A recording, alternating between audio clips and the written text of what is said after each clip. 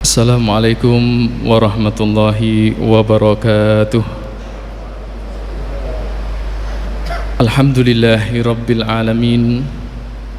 Wassalatu wassalamu ala sayyidil anbiya'i wal mursalin Muhammadin sallallahu alaihi wasallama wa ala alihi wa sahbihi ajma'in. Subhanaka la ilma lana illa ma 'allamtana innaka antal alimul hakim. Rabbana ighfir li wa liwalidayya wa lil mu'minina yawma yaqumul hisab wa ba'du. Jamaah salat zuhur rahimakumullah. Melanjutkan mutiara hadis baginda Nabi Muhammad sallallahu alaihi wasallam. Hari ini kita akan menyimak hadis yang ke-26 tentang adab sholat qasar ketika dalam safar atau perjalanan. Sholat qasar ketika dalam perjalanan. Diriwayatkan dari Ya'la bin Umayyah, salah seorang sahabat baginda Rasulullah sallallahu alaihi wasallam radhiyallahu anhu, yang masuk Islam pada peristiwa Fathu Mekah atau pembebasan kota Makkah. Ia berkata, qultu li Umar bin al-Khattab radhiyallahu anhu wa anis sahabati jami'an. Aku pernah berkata kepada Umar bin Khattab. Demikian cerita dari Ya'la bin Umayyah. Ara'aita iqsaran nasi as-salata wa innama qala ta'ala wa in khiftum an yaftinakumul ladhina kafaru.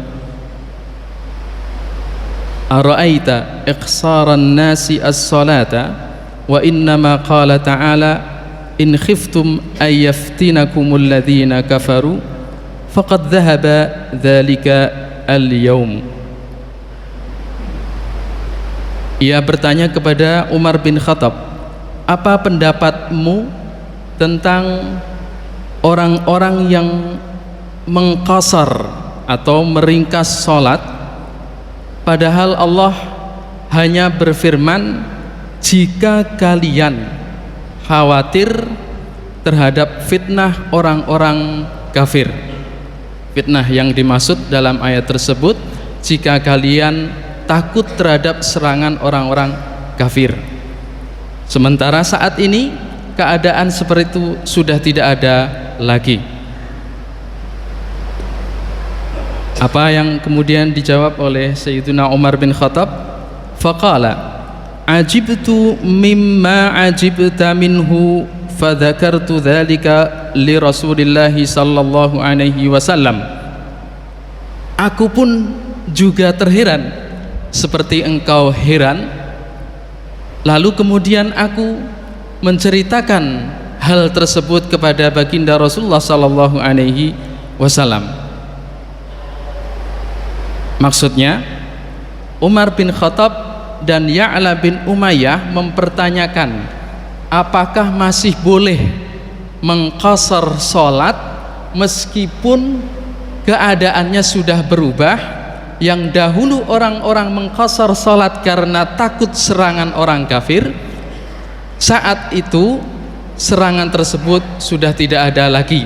Artinya kondisi masyarakat sudah aman. Apakah masih ada syariat mengqasar salat? Umar bin Khattab menanyakan kepada baginda Rasulullah sallallahu alaihi wasallam, dan Rasulullah pun menjawab, faqala sadaqatun, hal itu ibarat sedekah, tasaddaqallahu biha alaikum, yang disedekahkan oleh Allah untuk kalian. Faqbalu sadaqatahu, maka terimalah sedekahnya Allah tersebut.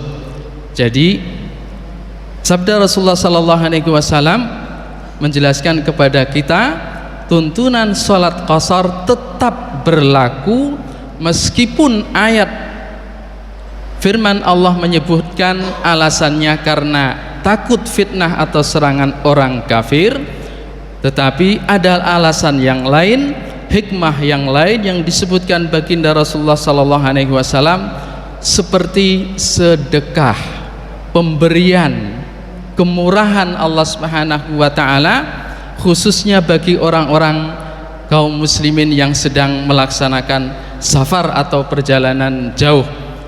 Dalam kaidah usul fikih, as-safaru masyaqqah. Safar itu sendiri sebenarnya sesuatu yang memberatkan. Kemudian madhab Imam Syafi'i memberikan batas safar perjalanan yang dimaksud yang dapat sholat di qashar adalah minimal 83 km dan tidak lebih dari 15 hari.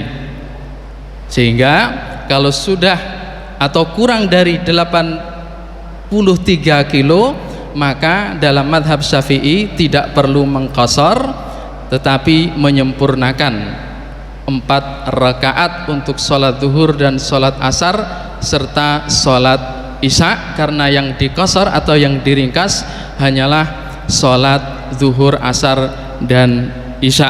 Demikian juga apabila safar atau perjalanan jauh itu lebih dari 15 hari, maka afdalnya, lebih utamanya adalah mengitmam atau menyempurnakan 4 rakaat tersebut.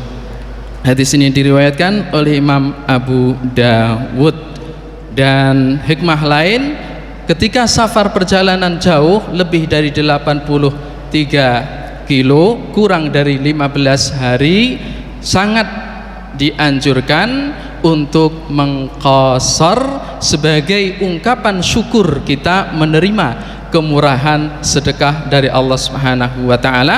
Rasulullah sallallahu alaihi wasallam bersabda, "Innallaha yuhibbu an tu'ta azaimuhu kama yuhibbu an tu'ta Innallaha yuhibbu an tu'ta rukhasuhu kama yuhibbu an tu'ta azaimuhu."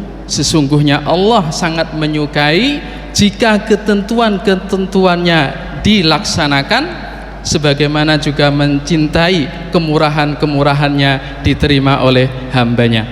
Aqulu qawli hadza wa astaghfirullah li wa lakum. Wassalamualaikum warahmatullahi wabarakatuh.